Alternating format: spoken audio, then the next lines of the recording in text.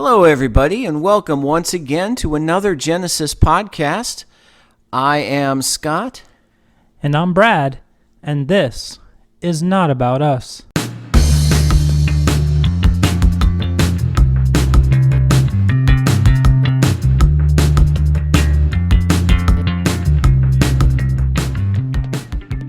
All right, thank you for joining us one more time.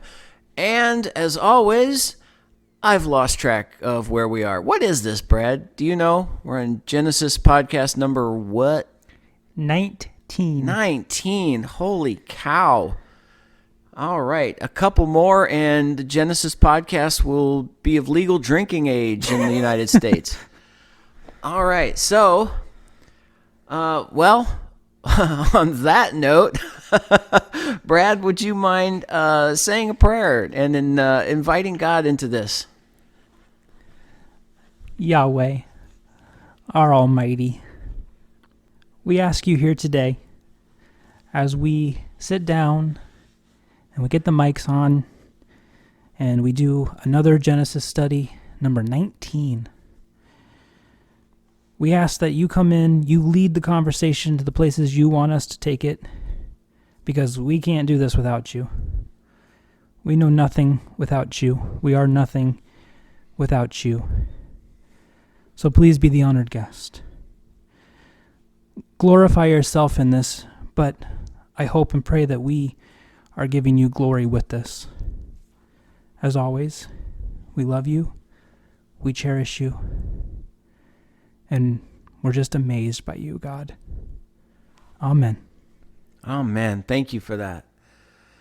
Well, hallelujah. Let's jump in here. The last time we did this, we ended Genesis chapter 3, and that was driving Adam and Eve out of the garden and putting the flaming sword at the entrance to keep them out.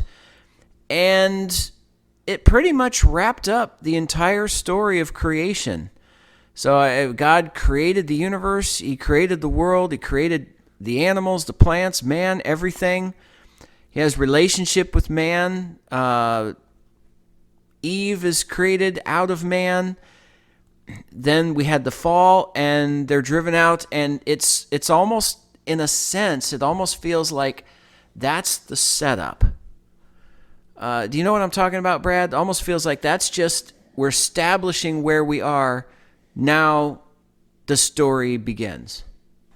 Yeah, that was truly, all of this is our origins, but that's truly the origin. That's the very starting place. Yeah. And now we have been given our task, we have our job, and we're sent off on our adventure. And with the idea of what the reward is at the end of that adventure. Right. Now, I know, Genesis 1:1, and we talked about this before, in the beginning, it is our beginning. It's not God's beginning. That is truly the beginning. But there's almost, a feeling to me like now, okay, that was just showing how we got to this place. Now we start life as you and I, the listener, and Brad and me, everyone, life as we know it. With a sinful nature, with God and His redeeming plan in action, it's just kind of like that's how we got to this place, but now we're in this place. Now let's start to tell this story. I just have that feeling on my own. Well, and it's easier as a reader at this point to identify with the people, the places, the things that happen, because it's on our realm. Yeah. It's the realm that we understand right now. So Adam and Eve's story is very unique, and it's sometimes kind of hard to fully understand what they experienced before they were like us. Yeah. So at this point on, it's really easy, at least for me, it's really easy to really become that person and understand their struggles and their worries, their. Mm-hmm. No, I'm with you. I'm with you on that. I remember sometime a while ago, people talking about superheroes and why certain superheroes stand out and others don't, to us individually. And that's one of the things they talked about is Superman, we can look up to and we can say, hey, I admire him, but can we identify with him? Right. I mean, an alien from another planet with superhuman strength and flying ability and just powers beyond belief. We can go, thank God you're on our side, but that we can't really identify with him. While other heroes, we can go, no, I get it. I know where he's coming from. That guy takes a bullet and he dies. I understand that. Yeah. Superman takes a bullet and he brushes it off.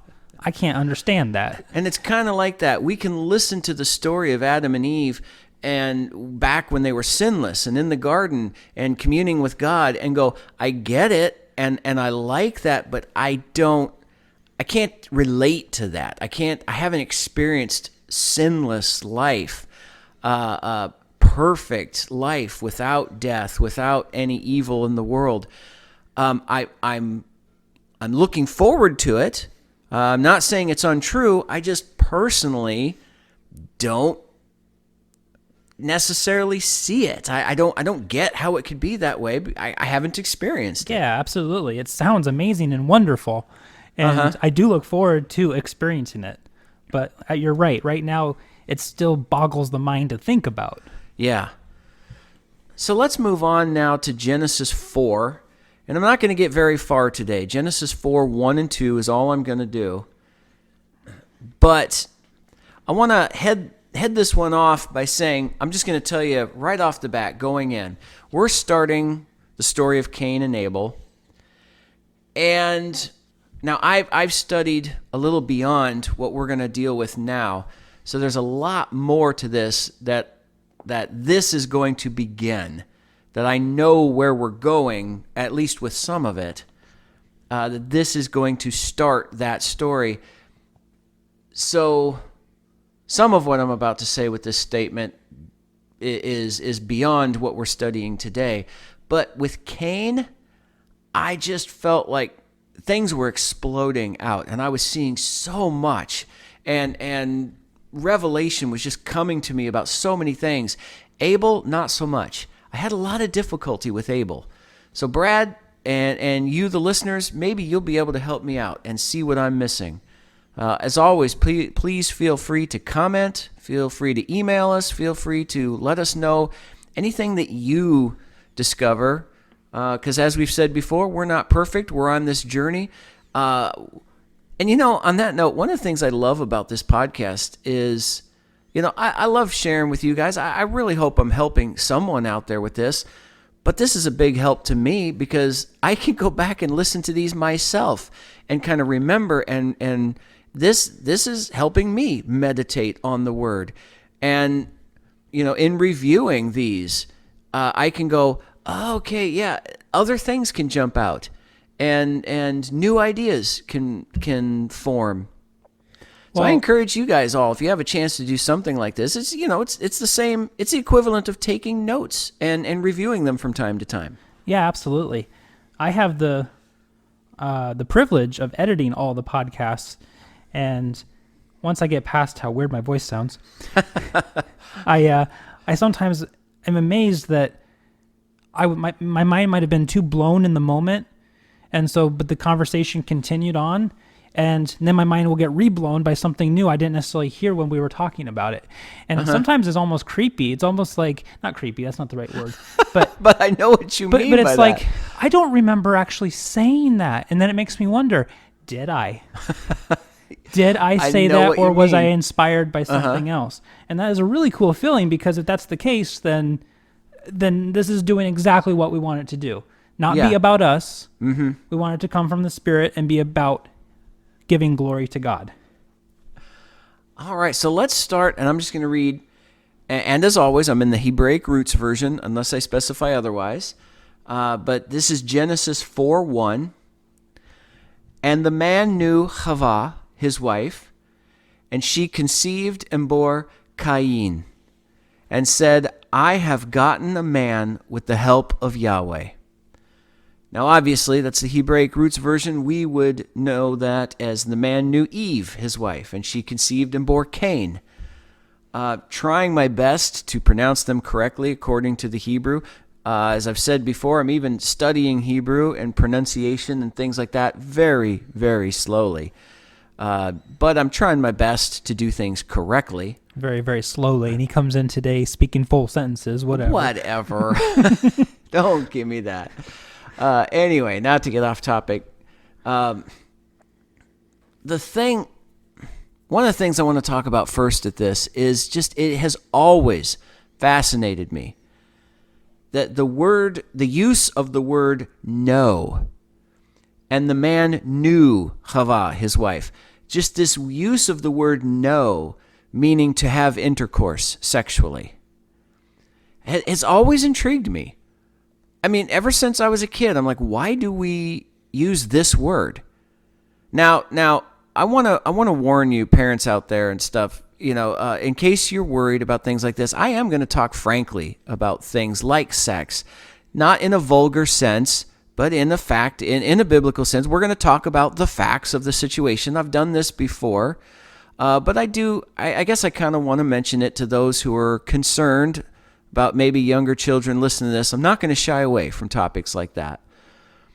But when I was young, I used to wonder, why would that word know be used as sex? And the man knew Chava, his wife. Why didn't it just say, and the man had sex with Chava's wife? I didn't get it. And I used to wonder if it was an intentional toning down of the meaning. If it was like the translators went, oh, we can't say that. That's vulgar and distasteful and what have you. Let's use a euphemism. Let's change the meaning.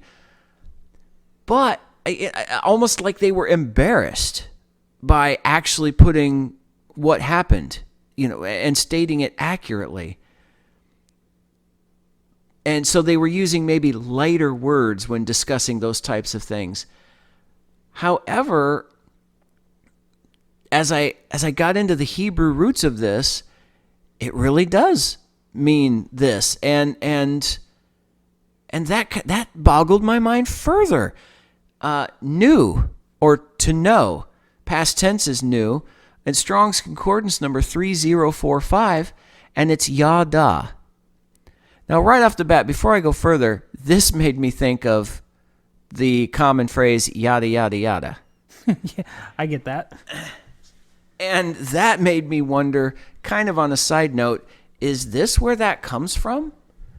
So I actually started to look up the origin of yada yada yada, and I got just multiple sources where it came from, and no one could really agree. There were some people. There's a famous Seinfeld show called Yada Yada Yada, and in fact, they said some younger people actually believe that it originated with that show, and which of course it didn't. And it goes back to some people, believe it started here. Some people believe it started in vaudeville. Some people believe it started years ago in Ireland, and it comes from a Gaelic form. And there's all sorts of people that, as I was looking over the net, that kind of disagreed with where it actually started. And I'm just wondering if it's something like this. Yada means to know. And I'm just wondering, this is just me speculating, could be totally wrong, but I wonder if yada, yada, yada kind of originally came from, like in English, we would say, I know. I wonder if there's something to that we've lost over the millennia, that's where that came from somewhere. I have no idea. I think it's fun sometimes to just take a phrase and do that. Where did that come from? And that surprised me before. One that I picked up one time, somebody said goodbye in the 16th century, started out, that meant God be with you. And yeah. I looked it up, and sure enough, it was used as a contraction of God be with you.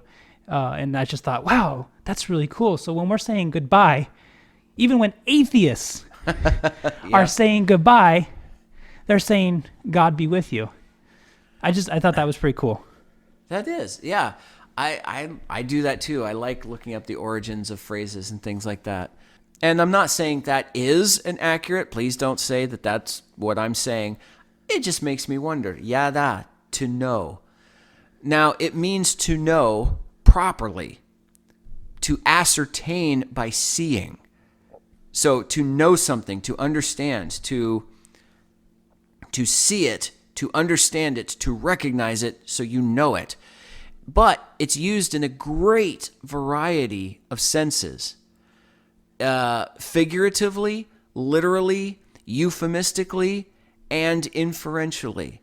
And if you look this up in Strong's Concordance, number 3045, yada, I mean, the definitions that they come up with take like a third of the way down on the page. So they had many, many, many ways in which this word could be used to know.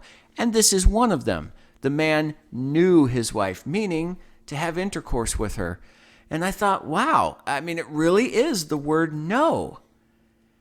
And the more I thought about that, the more I appreciated it. Because that word know, meaning to properly ascertain by seeing, by experience, I mean, that involves a level of intimacy in understanding something that simply cannot be understood better than sex. I mean, when you know your wife, and I'm speaking from the male point of view here, women, you just have to flip it around. You know, you are really knowing her. I mean, you are experiencing her on a deep level of intimacy that you're not just seeing, you're not just speaking, you're not just hanging out, you are connecting there. And we are called to know God. I mean, I want you to connect this. There's nothing vulgar about this. There's nothing disgusting about this. We are called to have that level of intimacy with God. This is a wonderful picture here. Now, it's meant to be done in His design, and anything can be taken out of His design and perverted and destroyed, but that doesn't mean that His design isn't wonderful. Man knew his wife. We are to know God in the same way. Again, repeat it for the nth time. The physical picture reveals a spiritual truth. We know what sex is. We know what it feels like. We know it, and it's, I'm not going to hide from that. It's a wonderful thing. God gave it to us as a wonderful thing so we could experience it and understand that this is how we're to connect with God, at least one of the ways. I think that's awesome. Yeah, totally. And how better when it's someone that you know and you trust. Yes. You know, I was thinking about it the other way around, how Satan, how we sometimes we do the pale imitation of the things that God does that are glorious and wonderful, and I'm not going to get into a huge conversation about it, but if we're just sleeping around with people we don't necessarily trust, you know, we're letting them have a piece of us that should be intimate, and to me that is like, we're supposed to have that trusting, intimate relationship with God.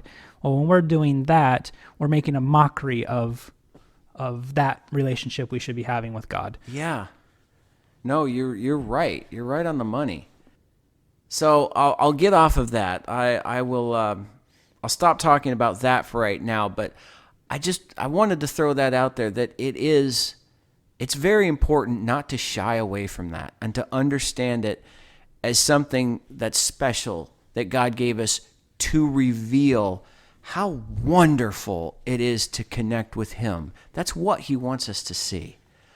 I mean, if it's in the physical sense, as wonderful as it is, and imagine what it is with God. how much better it's supposed to be. So anyway, the word picture here in know, and which obviously, as we said before, know, this word 30 Strong's Concordance 3045, it means so much more than this. It's just being used in that context here in Genesis 4:1. But the word itself, to know, it means so much more. And the word picture, Yod Dalet Ayin, the interpretation that jumped out to me was, see for yourself the pathway to the finished work. And I liked that. It was such a beautiful word picture for this word know. It was, see it for yourself. Now, don't just hear it from someone. Don't just understand. You know it. You see for yourself this pathway to the finished work. And I thought that was pretty special. Yeah. No, I like that a lot. You know it. You've seen it. You've felt it. You did the investigation. You know it. Mm-hmm. So, the next word I added to this was the word conceived. Now, we've dealt sort of with this before. This is a different word than travail, which we've dealt with before. In Genesis 3:16, when God's talking to Eve about her cursing, this is what's going to happen to you for sinning. This is what's going to happen to you for eating of the tree. He says, she's going to have to go through travail. And this was Strong's Concordance 2032, Heron, or it was also Herayon, and it was pregnancy. Now, it also stood for conception, but we discussed at that time how I felt anyway that pregnancy was a better translation, because it was the entire period of pregnancy that I felt he was talking about. The entire, from conception to birth, that was being discussed here. But this right here, where it's talking about in Genesis 4:1, she says, and she conceived and bore Cain. So, conceived, I believe it does fit here.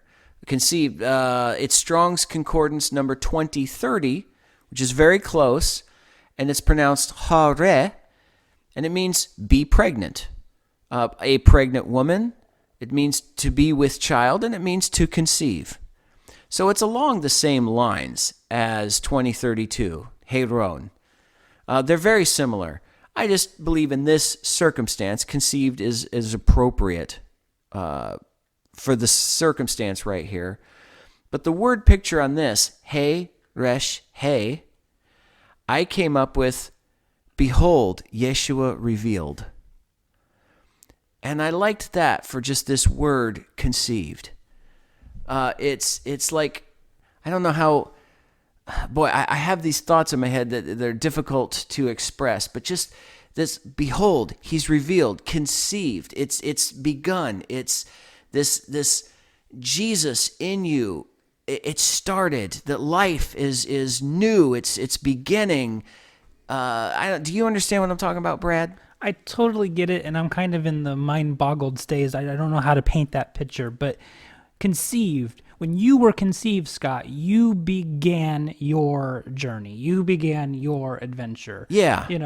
I see what you're trying to say. See Yeshua through this conception. He's begun in your life. Yeah. I get the painting that we're trying to paint here. I hope our listeners are getting it from this. It is beautiful, though, any way you look at it. And I think we've talked about in previous podcasts how you kind of blew my mind, because I had talked about in Revelation study that there were so many things birthed from the crucifixion, but I didn't actually think about Jesus's, not birth, that's not the right word, but just about the pregnancy part of it, about the conception part of it. I was only focused on the birth. It's here. It's gone out into the world. Uh-huh. But there's the part that comes before that too, and that's kind of what's going on here as well, I think. Yeah, it is a wonderful picture, but at least for me, it's a little difficult to express in words exactly what's going on in my head. Yeah. But another reason that I think conceived is proper here is because it says, and she conceived and bore Cain. So the and bore is talking about, okay, now she's bearing the child. Now she's carrying the child. The conceived is the beginning point. Whereas before I thought conceived was improper because it was talking about the entire process. Pregnancy was much better. It filled in everything about it. This is she conceived, it started, and bore. She continued to carry Cain.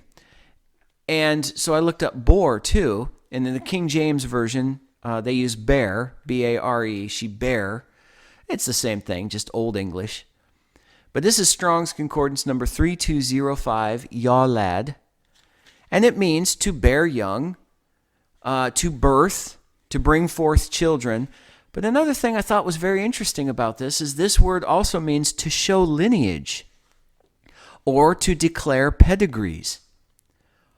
So when you bear a child, there's obviously the physical birthing part, but it means it's your son. So this word is also a direct reference to showing where you came from, showing your family history and your lineage, that type of thing.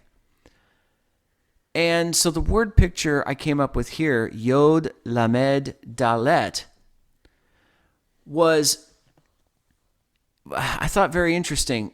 I came up with the hand at work goading toward the pathway. And that to me kind of talked about this, not just bringing forth children, but this lineage idea. It's like the Father's hand at work showing you the pathway, what got you here, the lineage, you are, every one of us, were intended to reconnect to our Father God. And he is literally our Father. I mean, think about that. He's not just figuratively our Father. God is the father of Adam, who bore Seth, and on and on and on throughout history. Every single person on earth is a direct descendant of Adam from one of the children that went out in that way. And in fact, I make the argument that is a direct descendant of Noah. So you can even go, Adam had many children, then we had the whole flood, and Noah was the only one left. We can go back to Noah. It still goes back to Adam eventually. But every one of us can trace our lineage back to Noah in some way. So God is our Father, our literal, physical Father, as he birthed Adam, who birthed Seth, which was where the line would go. I mean, we haven't got to him in Genesis yet. Who birthed, and so on and so on and so on. We all come from him too. And here he is saying the lineage is important. It's like God is saying, you're mine. So in the word picture here, the hand at work goading towards the pathway. It's like he's prodding us, saying, come back. This is the path. I am the path. I am the path. You come through me. This is your lineage. This is your heritage. You are kings. You are royalty. You are mine. I don't know. What do you think about that, Brad? I just think it's pretty cool. It talks about being kings and priests and all this kind of stuff. And as we've talked about before, look at your life right now. Are you a king? No, because that's the spiritual. That's not maybe your physical life. You may not physically be a king right now, but spiritually you are, because you are descended from the most royal of royals. Yeah. That's pretty cool. I like that. And I've never really had made that connection before. And this is another thing I really appreciate about going over in Genesis is that, yes, the spirit is what matters. But again, in the physical, we see that representation. We see that at play.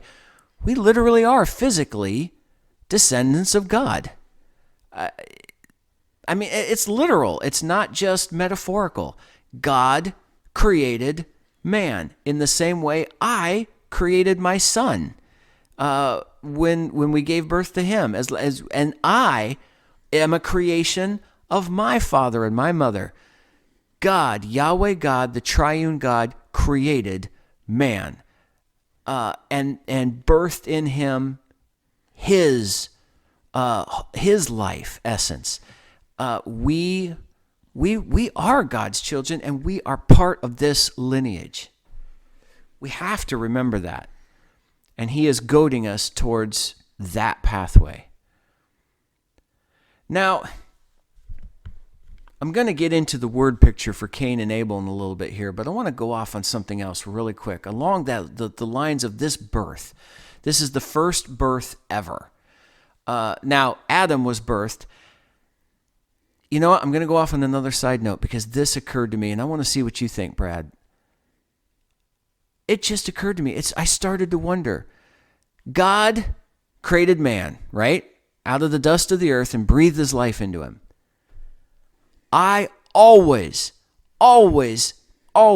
got this picture in my head of Adam being created fully adult. Was he? Was Adam? Because okay, this is why I started thinking about it. Cain is the first infant ever on earth. And then it hit me. How do we know that?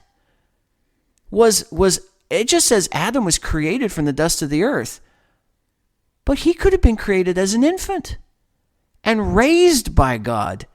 And Adam could have been, a 3-year-old boy and growing, and a 5-year-old and a 10-year-old and a 15-year-old and so on. We don't know. And it just hit me the other day. We don't know that. It never says. Because I was going to make the statement, Cain's the first infant, and then it hit me. He might not have been. Adam might have been an infant. Who's to say? Does that make sense? Well, yeah, it makes sense, but now you're making me think. Yeah.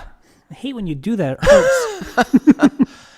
Because it just says, we just gone over this, and it never occurred to me.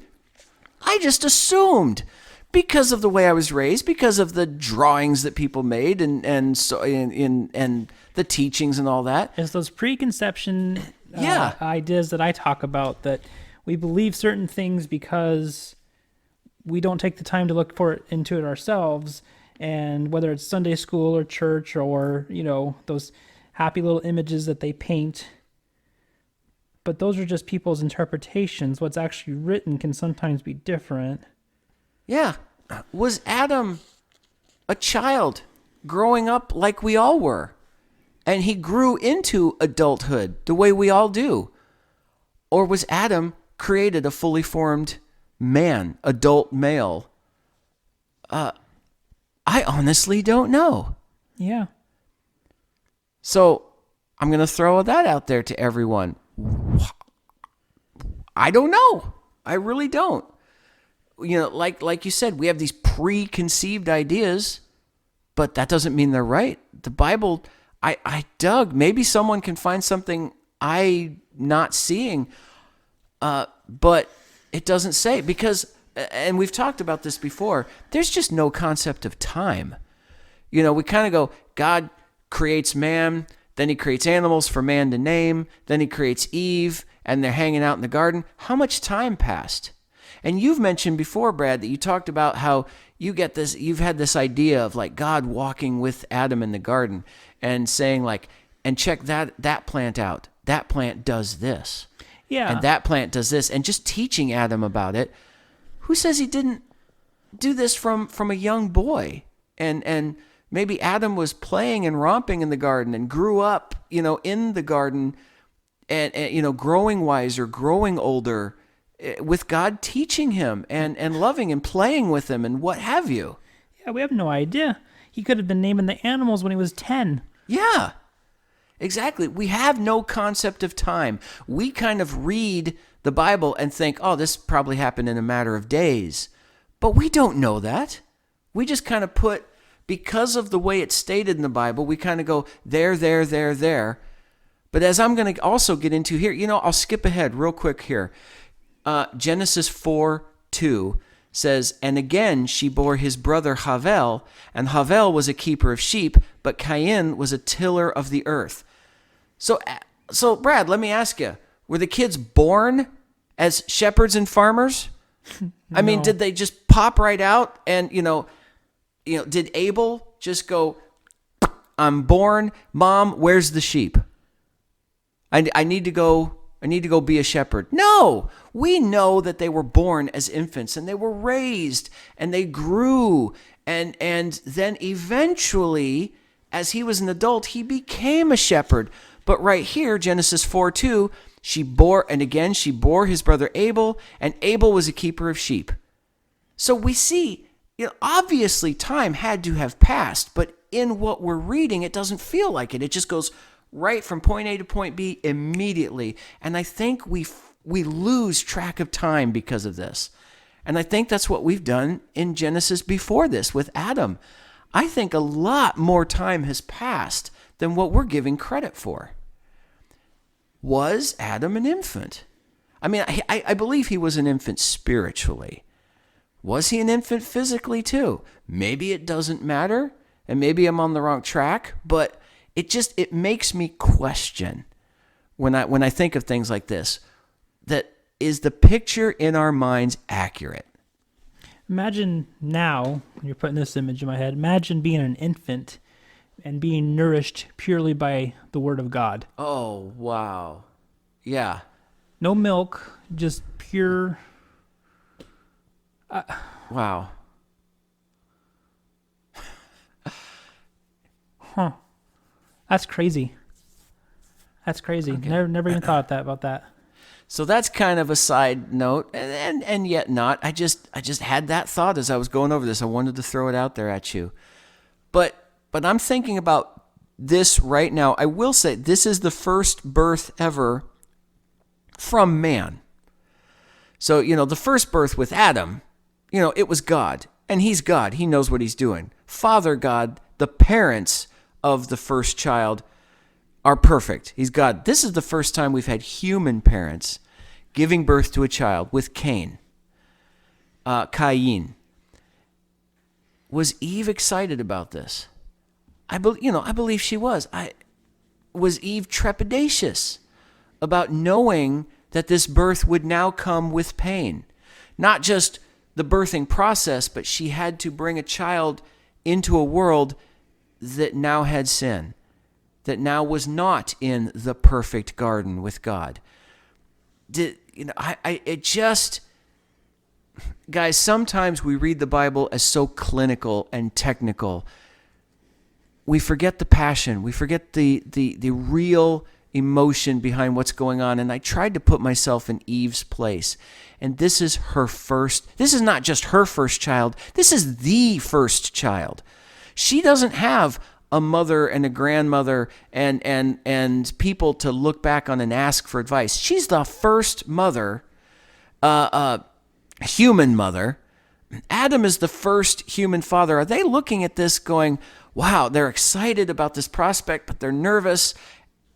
And what's going to happen? What do I do? Now, guys, we have hindsight. We see Cain from our point of view as this filthy, awful murderer. At this point in time, he's a new baby boy. From our vantage point, we think of Cain as one way, but from Hava's perspective, Eve, and Adam's perspective, he was their precious little boy. The first child, at least the first named child, if you do believe that others came before this, as some do believe that God created a race of man before this, or that Adam and Eve had children in the garden before this.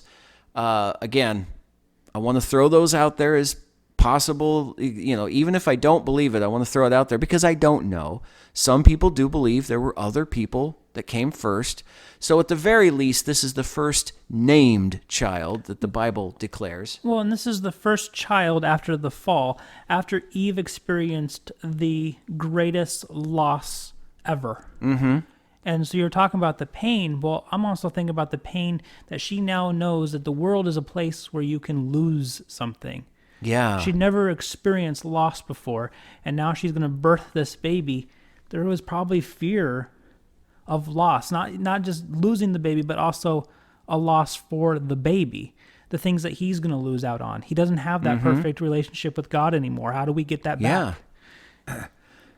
So we have to remember that this is a child and parents who grew up like most of us do.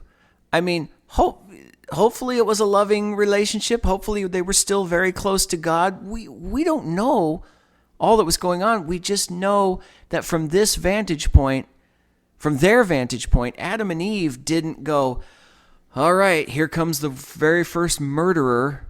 No. They were just saying, this is our precious baby boy.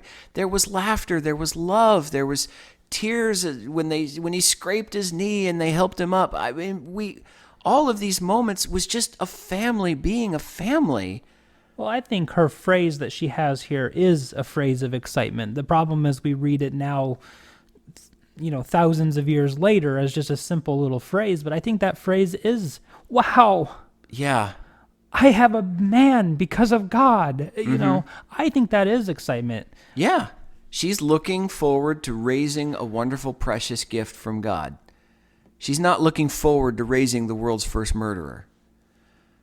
So, looking at this from Adam and Eve's, but specifically Eve's point of view, because she's mentioned here, we have to remember that.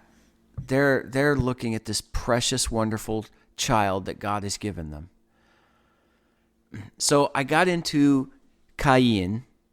Again, King James Version says Cain. And it's Strong's Concordance number 7014. It's pronounced Cain. And that, as it does so often with names in the Bible, it just says the meaning is the name of the first child. But then it points to, it says the meaning is the same as 7013, which means fixity. Now, Brad, yes, you can't see it, people, but Brad, you have as confused look as I had when I read this. Fixity? I had to look up the English word, fixity. I've never heard that word before. What does that mean? And it is a word. It surprised me. I thought maybe this was Old English or something out of date. It's a word, fixity, and it means the state of being unchanged or permanent.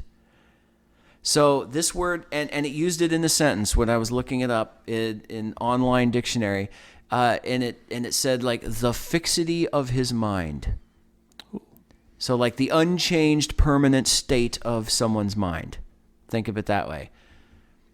It also means a lance, as in striking fast, or a spear. And I thought this was fascinating.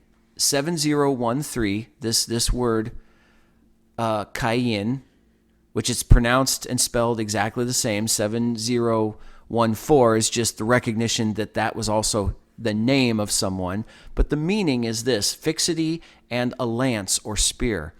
And that definition comes from 6969, kun, which means to strike a musical note. So Cain is like a lance, as in striking fast, but it comes from striking a musical note. In other words, to chant or wail like at a funeral, to lament a mourning woman. And that really struck me as foreshadowing what was to come and what we're talking about Eve here. And her heart, this precious baby boy, and just the love she would have had for him, and how wonderful this was. And we do know the rest of the story. And we do, and this connection to a mourning woman and this lament like at a funeral, that picture gripped me. Yeah. Tragic and beautiful. Now, there's something else about this word, Cain, that I'm going to get into in a little bit here. So now, I want to say before we go on that this word, Cain, also has something else to it, but I'm going to leave off on that for now. I'm going to come back to that. I want to do the word picture for Cain, and that is Kaf, Yod, Nun. And I came up with a couple of things for this. The first, the important one in connection to this verse right here is the hand opened and placed a seed. Now, if the specific hand and specifically what's being opened, if you want to throw it in, you could say the hand of God opened the womb and placed a seed, and that relates directly back to Hava's, Eve's statement, I have gotten a man with the help of God, with the help of Yahweh. So I thought that was pretty cool because, again, it was one of those, why did she name him Cain? Why did she name him Cain? And she says, she doesn't say, she named him Cain because, but it's still, there's a connection there. She conceives and bears Cain and then says, I have gotten a man with the help of Yahweh. And one of the word pictures in his name is the hand opened and placed a seed. Another word picture, though, I got out of this, I thought was fascinating. Opened and closed life. And that was fascinating because Cain, he's the first child of humanity. He's also the first murderer. So it's like he opened and closed life. So I just thought that was a fascinating word picture there. Yeah, so many meanings, but they all work. Now, this child in the physical is the very first physical representation of what God did with Adam. And so that I just thought that was important to kind of note, but that's pretty much all I wrote down for that one. But now I want to get back to this that I teased a little bit earlier. This Cain there's a play on the affinity to 7069. Strong's Concordance number 7069. So this name Cain has an affinity. There's a play upon the affinity to kana. Now, kana is a root word meaning to erect, and by extension, to procure, especially to purchase, and by implication, to own, attain, or buy. Now, it can mean to teach, to keep cattle, to get, to provoke to jealousy, to possess or purchase, to recover, and to redeem. And this fascinated me because this description right here seems to be describing Jesus. So this isn't directly the interpretation of Cain, but they said that just pointing out there is an affinity to that. There's a play on words going on here. It's sort of a connection, an inference to this other word. Was Cain intended to be a picture of the Son of God, as he was the first son of Adam and Eve? Did his original picture that we were supposed to see in Cain get perverted? So what should have happened was he supposed to be a prophetic foreshadowing of Jesus being the Son of God, the son of in this case, a physical representation. He was the son of the first man, Adam. Was he supposed to be a physical representation, prophetic foreshadowing of the one who would purchase our salvation? But instead, it got perverted, and he wanted to purchase selfishness. Did he just use the way we think of just purchasing, being greedy? Was he intended to be a shepherd? Because it says one of the words here is to keep cattle, and that word cattle we've spoken about before. In Western culture, in the United States, we think of cattle as cows. We think of Texans on their ranches full of, massive herds of cattle. But that word cattle just means any four-legged dumb creature, and it refers to sheep. It refers to pigs. It refers to any of these type of animals. So it's referring to him as a shepherd here by saying that.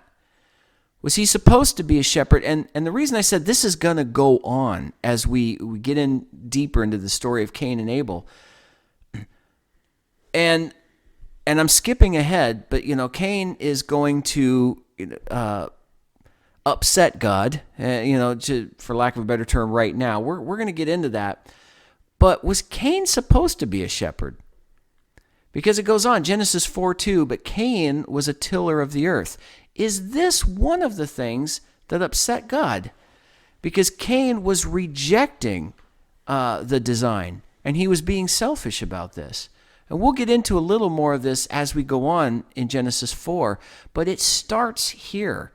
Was God's plan for Cain to make some sort of sacrifice, much like Abraham being willing to sacrifice Isaac, as a picture of what the plan of Yahweh was through his son? And Cain rejected all of this and did the opposite, murdering his own brother. I don't know. I'm just seeing Cain was the first son of Adam. It would be a good prophetic picture of the first son of God. And we have all of this imagery in his name pointing towards Jesus. I'm just wondering if Cain rejected this, and he should have been a prophetic picture of Jesus. Yeah. It just makes me wonder. And it kind of reminds me of Moses. Moses was another picture, a prophetic foreshadowing of Jesus. And Moses did not get to enter the promised land because he was supposed to strike the rock and water came out. And then the second time he was supposed to lift his hands and water came out. That was supposed to be a prophetic picture of Jesus. Well, the second time he struck the rock again because he was so ticked off at the people of Israel and their attitude. He struck the rock, and God said, no, that was an incorrect prophetic foreshadow of the Messiah, and I can't let it go. If God were to just let it go, then he would be saying, that's okay. That's a correct enough picture. And God said, I can't do that. This is important. This is the Messiah. This is my son we're talking about. It has to be accurate. And you messed it up. There has to be recourse here. And he prevented him from going into the promised land. And this is a whole other story, but it reminded me of this. It was like, I wondered if God was saying, Cain, you're supposed to be a prophetic foreshadowing. Cain said, I don't want to be. I want to do my own thing. And this led him down a path of rejection, and where he ended up being exactly the opposite. And we're going to get deeper into this as we go on, but I'm wondering if it starts here with this example in his name. So I'll go on. Genesis 4:2a, the first part. And again she bore his brother Havel. And that's it. That's all it says. So the very first thing that jumped out at me is the fact that Cain gets a statement from Hava, but Havel does not. And again, Havel in the King James is Abel. That's most of us in America know him by. I'm not sure about the rest of the world in your translation, your language. But Havel doesn't get a statement. Why? I don't have an answer for that, but I feel like it's important. What is that supposed to tell me? I don't have an answer. I don't know if there's anything that jumps out at you, Brad, but this is just, Havel gets no statement. I've thought about that before too, and the only thing that I could ever come up with is they always put such special emphasis on the firstborn son, and not necessarily down the line. But that I got contradicted in that thought process because God himself doesn't necessarily put on the firstborn. We see it many times where it's actually the 12th down the line that gets, it gets the special attention. So that was all I've thought about that before. And that's all I could ever really come up with, but I don't have anything other than that. And maybe just along that thought, that just made me think, kind of going back to this line of Cain was supposed to be a prophetic picture of the Messiah. Maybe that's why Cain got that utterance, and Havel was just next in line.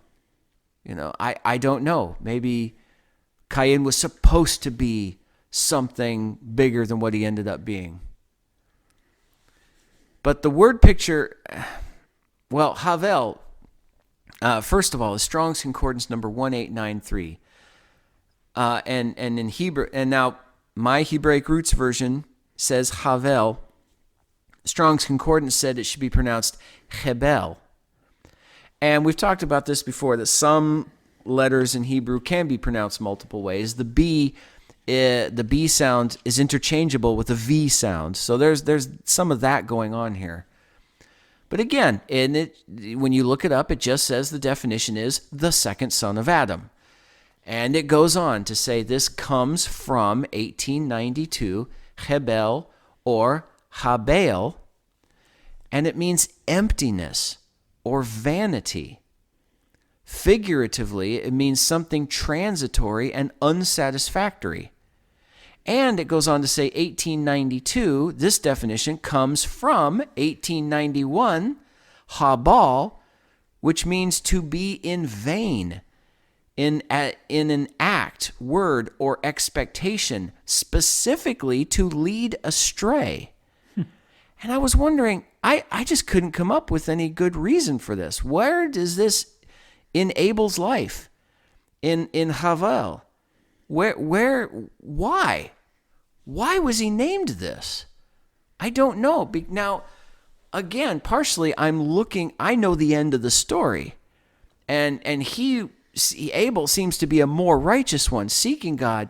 So why is this something transitory, unsatisfactory, leading astray? Where is this coming into his name? Maybe it's not like he did it on purpose. Maybe it's not even negative. Maybe he led the firstborn astray by being better than him or something like Possibly. that. Possibly. And again, maybe this comes from, we're not thinking, like maybe I'm biased by the end of the story. Maybe she named him that because of this feeling that they went astray. And she was just this was a reminder. This is a child that came from us being out of the garden, us messing up. Maybe this transitory, unsatisfactory, maybe that was a definition of we were supposed to be better. This is a transitional phase now. We are going to die when we never would have. This is an unsatisfactory part of our lives. Maybe that's where this came from. The first as child, kind of a reminder. Yeah. The first child is supposed to be the physical picture of Christ. It's supposed to be, and then the second one is a physical picture of us. Yeah. What we did. Maybe you're onto something there.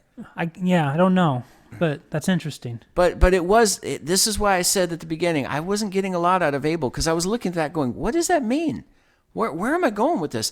And now the word picture for Havel, He Bet Lamed, the interpretation I came up with, it was kind of neat, but it didn't necessarily connect with Abel. It was, behold the house of the teacher. And I thought, okay, that's good. That's what jumped out at me.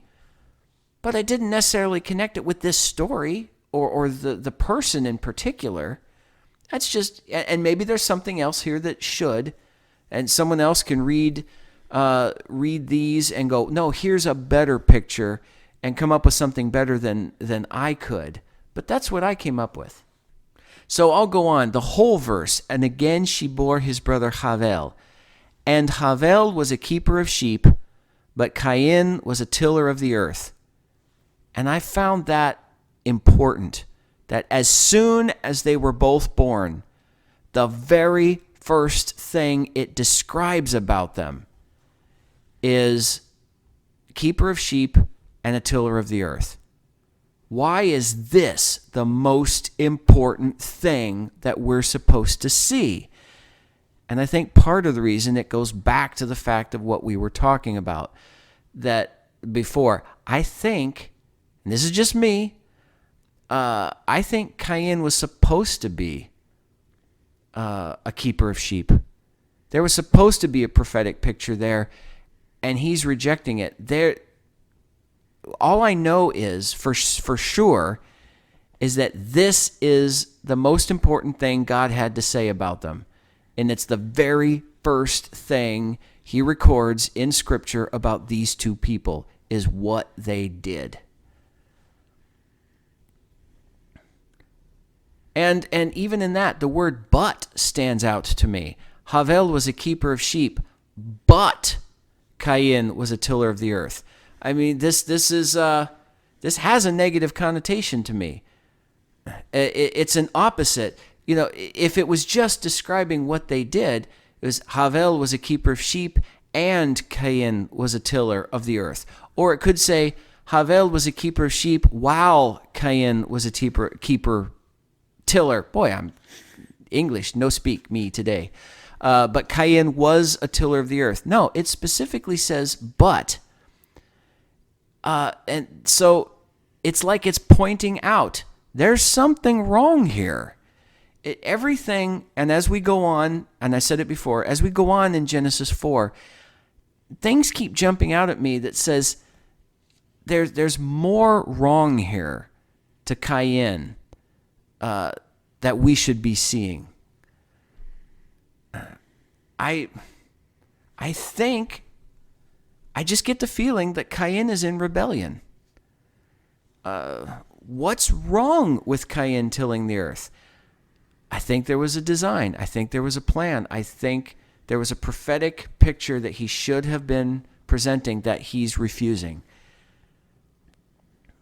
Is this, like Adam, designed to show us we were intended for something else and we chose selfishness, just like Adam and Eve did in the garden? And then the last thing, I'll end with this. It's just a brief little point. But Genesis 4:2 says, and again she bore his brother Havel. Havel is defined as the brother of Cain, as the brother of Cain. It does not define him as the son of Adam and Hava. That tells me that Cain, this is his story that we've gotten into here. The emphasis is on him. And Havel is a part of it. I don't know. You got kind of a quizzical look going on, Brad. I just got a lot of thoughts that aren't really forming in my head right now. Yeah. I'm still stuck on behold the house of the teacher, and I was just trying to think, oh yeah. Well, if it's the house of a teacher, then maybe there's something we're supposed to learn from that, but I'm trying to figure out what would we learn from Abel that's mentioned very briefly, and the only thing I can come up with is he's a shepherd, and shepherds can also mean teacher, wise one, that kind of thing. And so it just makes me wonder if there's something there that I'm just not getting, some lesson that we're supposed to learn from Abel that I'm just not seeing. Just a simple fact that Abel was chasing God, willing to give God the best, and that's just supposed to be a lesson in and of itself. Could be. I don't know. It also makes me wonder if that was supposed to be Cain, and then it wasn't. So now we're supposed to learn from Abel. Well, Abel's still taken out by Cain, so it makes me wonder if there's still a lesson there about you might still have sorrow, you might still have trials. Mm-hmm. This is just my mind But you might still have trial, you might still have sorrow, but still learn from that lesson. Be like Abel, not like Cain. Yeah? You know, No, you could be absolutely right. At least a part of it.